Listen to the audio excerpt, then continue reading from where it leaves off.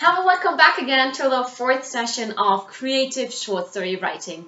I hope you're enjoying the writing process and you should finish by now with your first draft.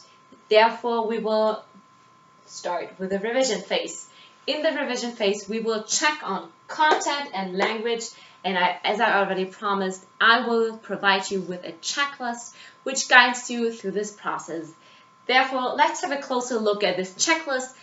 We will look on my screen and I will explain you some more.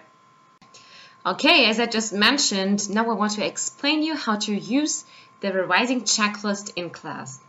First of all, you should check the storyline. This means take your plan, your story plan that you designed in your first lesson and check whether you actually included all phases in your short story, in your draft. And secondly, you can once again go over the title. Do you still think it's a good title? Is it teasing your reader to actually read it? And yeah, check these things and revise them if needed. Secondly, the second part that you have to check is language. Go through your short story one more time and check whether you actually use descriptive language. Just as a reminder, descriptive language means well-chosen words which engage sounds, taste, smell, touch, movement, and sight, and unexpected connotations. So you should actually draw the reader into your short story. And if you go through your essay, underline the passages that are in need of improvement, and maybe you immediately come up with better explanations or better passages, or you can also improve them if you're then writing down your final version. And secondly, check whether you have used cliches. Nobody wants to read cliches because then you know what's going to happen, right? So break them up.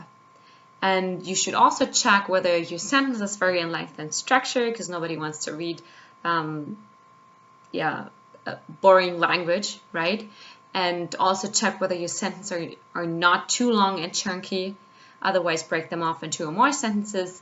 And also check whether you use transition words, because they help the reader to get from one sentence to the other. How do these sentences stick together?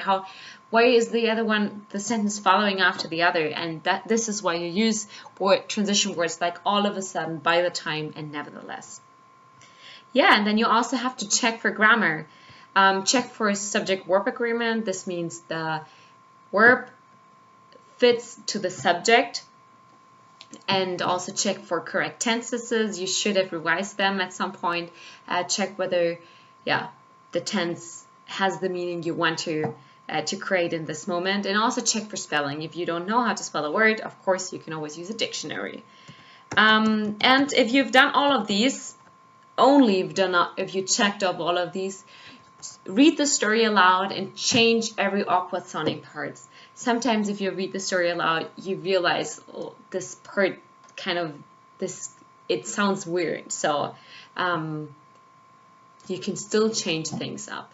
And if you've revised your short story so far, you can give it to your peer who's gonna check it for all of these things and ask him to give you feedback.